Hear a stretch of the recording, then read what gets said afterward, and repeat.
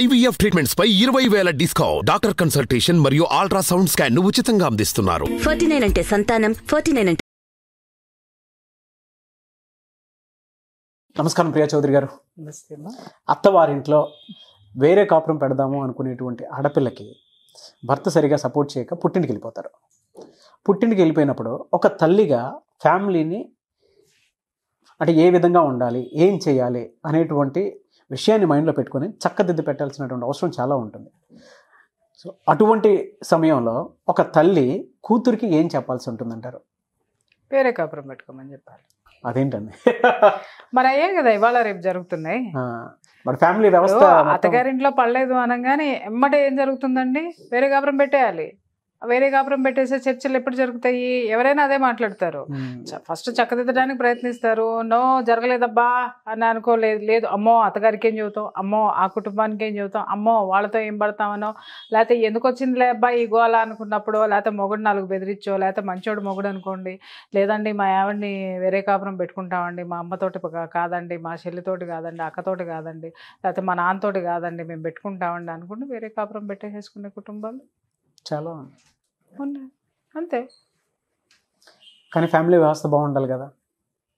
బాగుందబ్బా, నా కూతురు బాగుంటే చాలు, ఫ్యామిలీ వ్యవస్థ నాకేంటి.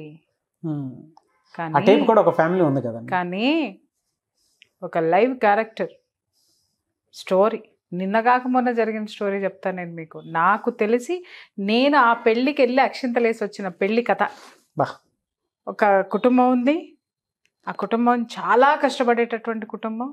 ఆ కుటుంబంలో ఉన్నటువంటి ఇల్లాలు అసలు విపరీతంగా ఎంత సమర్థవంతంగా అంటే, భర్త ఆ కుటుంబానికి సహకరించిన తాను కూడా భర్తతో పాటు కష్టపడుకుంటూ, ఎట్లా అంటే మార్నింగ్ ఇంటి పనులన్నీ చక్కబెట్టుకొని, ఇంటినంతా శుభ్రం చేసుకొని, ఇంటి పనులు చేసుకొని, వంట చేసుకొని, చక్కగా తను రెడీ అయ్యి ఇమ్మీడియట్గా తన పనిలో తను దిగిపోతుంది. తను చేసే పని ఏంటంటే ఐరన్ చేయటం. ఓకే. అలా కష్టపడుతూ సొంత ఇంటిని 3 స్టోర్ల బిల్డింగ్ని ఆవిడ సంపాదించింది. 3 ఆడపిల్లలకి పెళ్ళిళ్ళు చేసేటటువంటి స్థాయిని కూడా ఆవిడ సంపాదించింది. ఆ క్రమంలో రీసెంట్గా 1 మంత్ బ్యాక్ మ్యారేజ్ జరిగింది. నేను కూడా వెళ్ళాను ఆ పెళ్ళికి, నేను కూడా ఆశీర్వదించి వచ్చా. కట్ చేస్తే నాకు 2 రోజుల కిందట జరిగిన విషయము నాకు ఎంత గర్వంగా అనిపించిందంటే, ఒక మహిళగా, ఒక తల్లిగా కూడా నేను ఒక పాఠం నేర్చుకున్నానేమో అనిపించింది ఆవిడని చూస్తే. జరిగిన స్టోరీ ఏంటి అని అంటే, పాపం ఆ పిల్ల ఇచ్చి చేసినటువంటి పిల్లవాడికి గవర్నమెంట్ ఉద్యోగం, కానీ జీతం తక్కువ. బట్ ఈవిడ ఏంటి సెక్యూరిటీ అక్కడ చూసింది అని అంటే, అవతల మగపల్లి వాళ్ళు ఒక కుటుంబం ఉంది, ఆ కుటుంబం కష్టపడేటటువంటి కుటుంబము, తర్వాత సొంత ఇల్లు ఒకటి ఉంది, ఈ పిల్లవాడికి గవర్నమెంట్ ఉద్యోగం ఉంది, కాకపోతే జీతం కొంచెం తక్కువైనా భవిష్యత్తులో కాస్త కొంచెం నిలదొక్కుంటారు, కొంచెం బాగుంటుంది కదా అని చెప్పేసి అని ఆవిడ పాపం ఉన్న స్థితిలో ఉన్నతంగానే మ్యారేజ్ చేసి పంపించింది. ఓకే. పంపించిన తర్వాత ఆవిడ అమ్మాయి కాపురానికి వెళ్ళి 15 రోజులు 20 రోజులు కూడా అవ్వలేదండి బాబు, 15 రోజులు అయిందేమో. వెళ్ళిన తర్వాత మరుసటి రోజు నుంచి బాధ్యత స్టార్ట్ అయిపోయినాయి వాళ్ళకి. చొక్కాలు చూపించినారు. ఎవరో ఆ ఇంట్లో ఉన్న అత్తగారు, ఆడపడుచు. ఏం చొక్కాలు చూపించినారంటే వేరే కాపురం పెట్టే సిచ్యుయేషన్స్ మరీ ఘోరంగా ఉన్నాయి. ఎట్లా అంటే, వాళ్ళు వెళ్ళి మార్నింగ్ లేవగానే ఈ పిల్ల ఇంటి పని మొత్తం చేయాలి. కొత్త పెళ్లి కూతురు అయినా సరే పని మొత్తం చేయాలి. సరే వాళ్ళమ్మ కూతురికి ఏమి నేర్పింది? అది నీ ఇల్లు, నీ పని నువ్వు చేసుకోవాలి, వాళ్ళు చేయలేదు వీళ్ళు చేయలేదు అనేది వంతులు పెట్టుకోవద్దు, నీ పని నువ్వు చేసుకో అని చెప్పేసి స్ట్రిక్ట్గా ఆవిడకి చెప్పి పంపించింది. చేస్తుంది, ఎవ్రీథింగ్ షీఈస్ డూయింగ్. అక్కడ కండిషన్స్ ఏంటి అని అంటే, మార్నింగ్ అంతా వాళ్ళు కూడా సేమ్ అదే పనికి ఐరన్ చేయడానికి వెళ్ళిపోతారు. ఇంకా వేరే వేరే పనులు ఉంటాయి కదా, వెళ్తూ వాళ్ళు క్యారియర్ బాక్స్ కట్టేసుకుని వెళ్ళిపోతారు. ఆ బాక్స్ కట్టుకోవడంలో ఆ పిల్లకి ఇంతే అన్నము ఇంతే కూర మిగిల్చి వెళ్ళిపోతారు. అది సరిపోదు. ఇంట్లో ఈవిడికి ఏంటి అని అంటే, వాళ్ళ ఆడపడుచు అనేది ఇంట్లో ఉంటుందన్నమాట. వాళ్ళ ఆడపడుచు అందరూ భోజనం చేసిన తర్వాత ఈ అమ్మాయి భోజనం చేయాలి. ఇక్కడ కండిషన్స్ అప్లై. ఎటువంటి కండిషన్స్ అండి? ఇదే, అందరూ భోజనం చేసిన తర్వాత అమ్మాయి భోజనం చేయాలి. అందరూ బ్రేక్ఫాస్ట్లు చేసిన తర్వాత మిగిలింది అమ్మాయి తినాలి. ఇక్కడ లాజిక్ ఏంటి చెప్తాను వినండి. ఇక్కడ అందరూ భోజనం చేసేసరికి ఆ అమ్మాయికి అంతో మిగిల్చేసి మిగిలింది తినడం మొదలుపెట్టారు. మళ్ళీ ఎక్కువ వండకూడదు, వాళ్ళు చెప్పిన క్వాంటిటీనే వండాలి, వాళ్ళు చెప్పిందే చెయ్యాలి. ఆ పిల్లకి ఇంతే మిగిలింది, అరే నాకు సరిపోదు అని గుప్పెడు బియ్యం కడిగి పెట్టుకుందాము, లేకపోతే ఇంకొకటి ఏదైనా కూర చేసుకుందాం అంటే చేసుకుంటానికి వీల్లేదు. ఉన్నదే తినాలి, ఉన్నదాంతో కడుపు నింపుకోవాలి, నిండినా నిండకపోయినా బ్రేవ్ మని తేల్చాలి. ఇలాంటివన్నీ పెట్టారు. ఇవన్నీ పాపం ఆ పిల్లగాడు చూశాడు, ఈ పిల్ల కూడా చూసింది. అన్నిటికంటే ఘోరమైనటువంటి నీచమైనటువంటి పని ఏంటి అని అంటే, భార్యాభర్తలు ఇద్దరు సంసారం చేస్తూ ఉంటే కిటికీలో నుంచి చూడటం, ఒక కిటికీలో నుంచి అత్తగారు, ఒక కిటికీలో నుంచి ఆడబడుచు. ఇది భరించలేనటువంటి విషయం. మిగిలినవన్నీ బాగానే ఉన్నాయి, కొన్ని చెప్పుకోగలం, కొన్ని చెప్పుకోలేని విషయాలు ఇట్లాంటివి ఉంటాయి. ఇలాంటివి చాలా కాపురాల్లో ఉన్నాయి. అందుకని ఇవాళ నేను రివీల్ చేయాల్సినటువంటి అవసరం అయితే ఉంది. ఇది ఎంత నీచమైనటువంటి పని చెప్పండి. అత్తగారికి ఏం పోయే కాలం, ఆడబడుచు పెళ్లి కాలేదనుకో, దాని బుద్ధి బురదలోకి లాగింది. తల్లిగా చెప్పాల్సిన అవసరం లేదా? ఈవిడ ఒక కిటికీలో నుంచి ఆవిడ ఒక కిటికీలో నుంచి వీళ్ళ కాపురం ఎట సజావుగా సాగుతుందా లేదా అని పాపం చూస్తున్నట్టున్నారు. ఏమన్నా ఉంటే ఏమన్నా సలహాలు ఇద్దాం అనుకున్నారో ఏం పాడో మరి పాపం వీళ్ళు అపార్థం చేసుకున్నారు అనుకుంటా వాళ్ళని. అక్కడ కాలింది. ఎవరికి కాలింది? కాలాల్సిన కొడుక్కే కాలింది. ఇమ్మీడియట్గా అతను ఆ పరిస్థితులన్నిటినీ గమనించాడు. భార్య చెప్పిందంతా విన్నాడు, అతను కూడా గమనించాడు. వెంటనే అతను ఏం చేశాడంటే, హిట కాదు ఇది, ఈ దరిద్ర కొంపలో నేను బడి ఉండలేను, నా భార్య అంటే చాలా ఇష్టం, అమ్మాయి చాలా చక్కగా ఉంటుంది, చాలా ఇష్టము. సో కాబట్టి నేను నా భార్య సంతోషంగా ఆనందంగా బ్రతకాలి, మేమిద్దరం బాగుండాలి, పద మీ అమ్మా నాన్నకి నేను చెప్పి వేరే కాపురం పెట్టుకుంటానని చెప్పేసి ఫస్ట్ పుట్టింటికి తీసుకొచ్చాడు అమ్మాయిని. ఓకే. పుట్టింటికి తీసుకొచ్చేసి ఆ మామగారిని అత్తగారిని కూర్చోబెట్టి, విషయం ఏంటంటే ఆ అత్తగారు చూడండి, ఆవిడ ఎంత కష్టజీవి అనంటే, పాపం వాళ్ళ ఈ భర్తకి కిడ్నీస్ ఫెయిల్యూర్ అయ్యి డయాలసిస్ జరుగుతుంది. డయాలసిస్ అంటే ఆషామాషి కాదండి, ఖర్చు ఎంత ఉంటుందో. అది చేసుకుంటూ ఆడపిల్లలకి పెళ్ళిళ్ళు చేస్తూ కష్టపడుతూ, కష్టజీవి, నిజాయితీగా కష్టపడేటటువంటి ఒక ఆడదాని గుండె ధైర్యం చూడండి. అయ్యో ఇన్ని కష్టాలు నాకే ఉన్నాయి కదా, అయ్యో ఇది కదా నా జీవితం అని ఏడుస్తూ కూర్చోలేదు ఆవిడ. కష్టపడుతూ ధైర్యంగా సమర్థవంతమైనటువంటి మహిళ, సమర్థమైనటువంటి అత్తగారు, సమర్థమైనటువంటి తల్లిని మనం ఈ క్యారెక్టర్లో చెప్పుకోవచ్చు. ఎలా అంటే, ఆ అమ్మాయిని తీసుకొని అతను వచ్చాడు. వచ్చిన తర్వాత ఏంటి బాబు అని, అల్లుడు గారు కూతురు అల్లుడు సేమ్ అదే దీంట్లో ఉన్నారు కదా, సరే ఊరికనే వచ్చారులే అనుకున్నారు. అల్లుడు గారికి చేయాల్సిన మర్యాదలన్నీ ఆవిడ చేశారు. చేసిన తర్వాత ఉన్న విషయం అల్లుడు గారు అత్తగారికి చెప్పారు, మామగారికి చెప్పాడు. ఏమండి ఇట్లా మీ అమ్మాయి కొంచెం ప్రాబ్లమ్స్ ఫేస్ చేస్తున్నామండి మేము ఆ ఇంట్లో, కాబట్టి అంటే మరి ఏం చేద్దాం అనుకుంటున్నావు అని అడిగింది. ఏముందండి, నేను వేరే కాపురం పెట్టడానికి నేను డిసైడ్ అయిపోయాను, నేను వేరే ఇల్లు చూసుకుంటాను, చూసుకున్న తర్వాత మీ అమ్మాయిని తీసుకెళ్తాను, అప్పటిదాకా మీరు మీ అమ్మాయిని ఇక్కడ పెట్టుకోండి, నేను చూడలేకపోతున్నా నా భార్య ఇలాంటి పడటము ఆ ఇంట్లో పడటము అని చెప్పేసి అని అనగానే వెంటనే ఇంకొక ఆడదేం చేస్తుందండి, టపా టపా టపా 4 పుట్టింటి అత్తగారింటిని తిట్టేసేసి తర్వాత అల్లుడిని మెచ్చేసుకుని ఏమంటే ఈవిడ ముందు బయలుదేరుతుంది, ఏది ఇల్లు చూడడానికి. ఇల్లు చూసేసి కూతురు కాపురం పెట్టేయడానికి అల్లుడిని మెటికలు ఇరిచేసి మెచ్చుకోండి.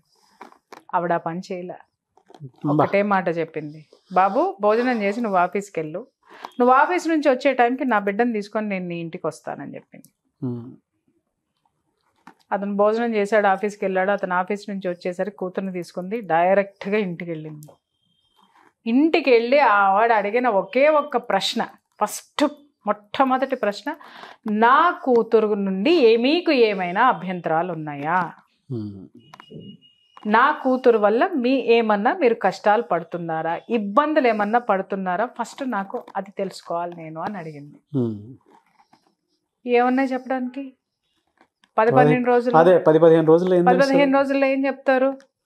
పొద్దున్నే పని చేస్తుంది, వంట చేస్తుంది, ఇంట్లో అన్నీ చేస్తుంది, అందరికి ఏం కావాలో చేస్తుంది, భర్త బాగానే చూసుకుంటున్నాడు, భర్త ఉంది, ఎవ్రీథింగ్ ఈజ్ ఓకే, బాగానే ఉంది, నా కూతురు తరపు నుంచి తప్పులేదు. ఎమ్మట అల్లుడి వైపు తిరిగింది, నీకు నేను నా కూతురునిచ్చి చేసింది ఎందుకో చెప్తా నేను అని తల్లిని ఒక్కటే అడిగింది, అత్తగారిని ఒక్కటే అడిగింది. ఇంకొకటి ఏంటంటే, ఈ అమ్మాయి చక్కగా రెడీ అవ్వద్దు, ఈ అమ్మాయి చక్కగా ఏమీ చేయొద్దు, ఆడపడుచుకు నచ్చదు, ఈ అమ్మాయి ఏది వేసుకున్నా పోటీకి వచ్చేస్తా ఉందన్నమాట. ముందు నీ కూతురికి పెళ్లి చేసి ఆ తర్వాత నీ కొడుక్కి పెళ్లి చేయాల్సింది నువ్వు. పెళ్లి కాని పిల్ల ఇంట్లో ఉన్నప్పుడు కిటికీల్లో నుంచి కాపురాలు చూసేదేంది? భార్యాభర్తలు కాపురం చేస్తుంటే చూసేటటువంటి నీచమైనటువంటి సంస్కారాన్ని నేర్పినటువంటి నిన్ను ఏమనాలి? ఫస్ట్ చూసే తల్లివి నిన్నేమనాలి ముందు? ఇదే చెప్తున్నా నేను. తొందరలో నీ కూతురికి సంబంధం నిన్ను చూడమంటే నేను చూస్తా, నువ్వు చూసుకుంటే నువ్వు చూసుకో. పెళ్లి చేసి పంపి, పెళ్లి చేసి పంపి. నా కూతురు ఏమన్నా నీకు తప్పు చేసిందా, నీకు ఎదురు తిరిగిందా, లేకపోతే నీకు ఏ విధమైనటువంటి నష్టం కానీ కష్టం కానీ కలిగించిందా చెప్పు. అది కనుక భరించరానిదైతే, సరిదిద్దుకోలేనిదైతే ఇక్కడే ఈ ఇంట్లోనే చంపి పాతేసి నేను వెళ్ళిపోతా అని అల్లుడికేసి తిరిగి ఒక మాట చెప్పింది. బాబు, నేను నీకు ఇచ్చి చేసింది, నా కూతుర్ని ఇచ్చి చేసింది సొంత ఇల్లు ఉందని. నీ 20,000 లేకపోతే నువ్వు తెచ్చుకునే 25,000 30,000 జీతంతో నా కూతుర్ని వేరు కాపురం పెట్టుకొని ఏం పొడుస్తామని ఇచ్చాను అనుకుంటున్నావు? నా కష్టాజీత మొత్తాన్ని నీకు కట్నంగా ఇచ్చి నెత్తి మీద సొంత నీడ ఉందని ఇది చూసి, ఒక భద్రత, ఆర్థిక భద్రత ఇది చూశాను. తర్వాత నీది గవర్నమెంట్ ఉద్యోగం అని చూశాను. తర్వాత కుటుంబాన్ని చూశాను, ఒక కుటుంబం యొక్క అండని చూశాను నేను. ఇవన్నీ చూసి నేను నీకు ఇచ్చాను. కానీ ఎత్తకపోయి నీకు వచ్చేటటువంటి జీతంతో నా బిడ్డని వేరే కాపురం పెట్టి ఏం చేస్తావు? నీ కాపురాన్ని, నీ అమ్మా నాన్నని, నీ ఇంట్లో పరిస్థితుల్ని చక్కదిద్దుకునే పని నువ్వు చేసుకో అని అల్లుడికి చెప్పింది. కూతురికి చెప్పింది, నీ ఇంట్లో పరిస్థితులు ఏది ఏమైనా నువ్వు చక్కదిద్దుకో. ఇంకొకసారి పుట్టింటికి వచ్చినావా మళ్ళీ ఏడా తీసుకొచ్చి ఏడా సంపి ఏడా పూడ్చి ఏడా పాతి పెట్టి ఇంటికి వెళ్ళిపోతా. కిక్కురు మంటే ఒట్టు సార్. ఒక్కళ్ళు కూడా పోలీస్ స్టేషన్కి వెళ్తానని బెదిరించలా, కోర్టులకు వెళ్తానల్లా, ఇంకేం చేస్తానల్లా, రోడ్డు మీదకి లాగుతానల్లా. నిలబెట్టిందా, కడిగిందా, పద్ధతిగా మాట్లాడిందా, పద్ధతులు నేర్పిందా, వెనక్కి వచ్చిందా? ఇది తల్లి పాత్ర అండి. ఎంత స్ట్రాంగ్ గా చెప్పారు చూడండి. ఇది తల్లి పాత్ర. అంతేగాని కూతురు ఏడుస్తుంటే బొలోమని ఆడవడం, లేకపోతే కూతురు అమ్మో నేను ఒక్క నిమిషం కూడా ఉండలేనమ్మా అంటే తీసుకెళ్ళి వేరే కాపురాలు పెట్టించేయటము. వేరే కాపురాలు పెట్టే ఉద్దేశం కూతురికి లేకపోయినా కూతురికి వేరే కాపురాలు పెట్టే ఆలోచనలు కలిగించడం ఉన్నాయి. నో డౌట్ నాగరాజు గారు, కొన్ని కుటుంబాలు అసలు ఎంత చెప్పినా మారనటువంటి కుటుంబాలు ఉన్నాయి. అవును, కానీ మొట్టమొదటి ప్రయత్నం అయితే ఈ తల్లి చేసిందిగా. ఎస్, ఫర్దర్ గా చూద్దాం. వాళ్ళు అసలు మారకపోతే అప్పుడు ఇంకేం ఆవిడ స్టెప్ తీసుకుంటుందో. నేను కూడా ఈగర్లీ వెయిటింగ్. వాళ్ళు బాగుండాలని కోరుకుంటాను. ఒకవేళ ఇన్ కేసు ఏదన్నా జరిగిందంటే ఈవిడ మళ్ళీ ఏం రియాక్ట్ అవుతుందని నేను కూడా వెయిట్ చేస్తున్నా. ప్రతి తల్లి ప్రొటెక్షన్ కూతురు వెనక అలా ఉంటే ఏ ఆడపిల్ల కూడా కన్నీళ్లతో బ్రతకదు సార్, బ్రతకదు. పుట్టింటి ఇంకొకటి, ఆ పిల్లకి బాధ్యతలు నేర్పి పంపించింది. ఇది నీ ఇల్లు, నువ్వు వండుకో, నువ్వు తిను, నీ అత్తమామలకి పనిచేయి, నీ సంతోషంగా ఉండు నీ మొగుడితోటి. మొగుడికి చెప్పింది, నా కూతుర్ని గనక ఏమన్నా చేసినావో కొడుక ఏం తెలుసుకోవాలన్నా తెలుసుకుంటా. కూతురికి చెప్పింది, నీ ఇంట్లో జరిగే వాటిని నువ్వు గొంతెత్తి నువ్వు అబ్జెక్ట్ చేసి నిన్ను నువ్వు కాపాడుకొని నీ హక్కు ఏంటో ఇక్కడ నువ్వు సాధించుకోకపోతే బాధ్యతలతో పాటు హక్కులు ఉంటాయి. హక్కులు మాత్రమే తీసుకునే వాళ్ళకి బాధ్యతలు కూడా ఉంటాయి. ఇది గుర్తుపెట్టుకోవాలి మనం ఈ స్టోరీలో. హక్కులు నేర్పింది కూతురికి, బాధ్యతలు నేర్పింది. ముందు బాధ్యత నేర్పి పంపింది. ఆ బాధ్యతల వలయంలో కొట్టుమిట్టాడుతుంటే పిచ్చ మొఖం దానా, నీకు హక్కు ఉంది ఇక్కడ, నువ్వు కోడలు ఇక్కడ, నీది ఇది, నువ్వు యజమానురాలివి, ఇంటికి పని మంచివి కాదు అని తన హక్కులేంటో కూడా చెప్పి వచ్చినటువంటి బాధ్యతాయుతమైనటువంటి తల్లి స్టోరీ. బా, నిజంగా ప్రతి తల్లి కూడా ఈ విధంగా స్ట్రాంగ్గా ఉండాలి సార్. ఎందుకంటారేమో ఆవిడ తన జీవితంలో నేర్చుకున్నటువంటి పాఠంతో తన ఒక ఉపాధ్యాయురాలయ్యింది కూతురికి. అలాగే తన జీవితానికి తను ఒక మాస్టర్ అయ్యింది. చూడండి, భర్తగా సహకరించినా సహకరించకపోయినా తను 24 గంటల కష్టజీవి. ఆ కష్టంతో నేను మాత్రమే బ్రతుకుండాలి అని అనుకోలే.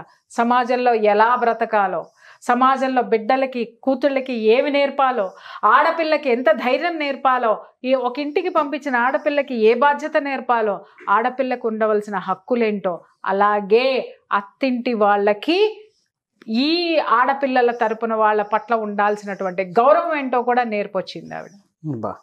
గుర్తు చేసి వచ్చింది ఆవిడ. అది సార్ జీవితం అంటే. ఆవిడేం చదువుకుందండి, ఐరన్ చేసుకుంటుంది, శుభ్రంగా ఐరన్ చేసి వచ్చింది అక్కడ జనాలను కూడా. మనం చేసే పని మనకొక గురువు సార్. అవును, మనకి అది జీవిత మన జీవితం మనకి బోళ్ళని పాఠాలు నేర్పిస్తుంది. ఆ పాఠాలని మనం వల్లె వేసుకుంటూ ఉండాలి, ఎదుటివాడికి నేర్పిస్తూ ఉండాలి.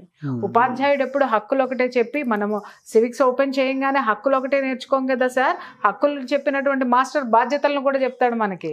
ఒరే నీకు హక్కులు, right to vote, right to speak, right to తోటకూర, రైట్ టు తొక్క, ఇవన్నీ చదువుకున్నప్పుడు ఒరే బాధ్యతలు, డ్యూటీస్ కూడా ఉన్నాయిరా నీకు అని చెప్పి, దేశాన్ని కాపాడే డ్యూటీ ఉంది, పక్కనాడికి ప్రైవసీకి భంగం కలిగించకుండా ఉండేటటువంటి డ్యూటీ నీది, ఇవన్నీ చెప్పినాడు. హక్కులు ఎన్ని ఇచ్చినాడో దాని పక్కన బాధ్యతలున్నాయి.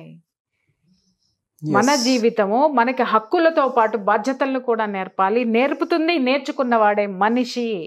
చాలా బాగా చెప్పారు. నిజంగా ప్రతి తల్లి కూడా కూతురు కాపురాన్ని నిలబెట్టాలి అనుకుంటే డైరెక్ట్గా ఇంటికి తీసుకువెళ్ళి జరిగింది మొత్తం కనుక్కొని ఇలా చెప్పుకొస్తే ఏ కాపురం అయినా సరే చాలా. అసలు చూడండి బాబు, నువ్వు తిని భోజనం చేసి నువ్వు ఆఫీస్కి వెళ్ళు, నువ్వు ఆఫీస్ నుంచి వచ్చేసరికి నా కూతురుని పట్టుకొస్తానంది.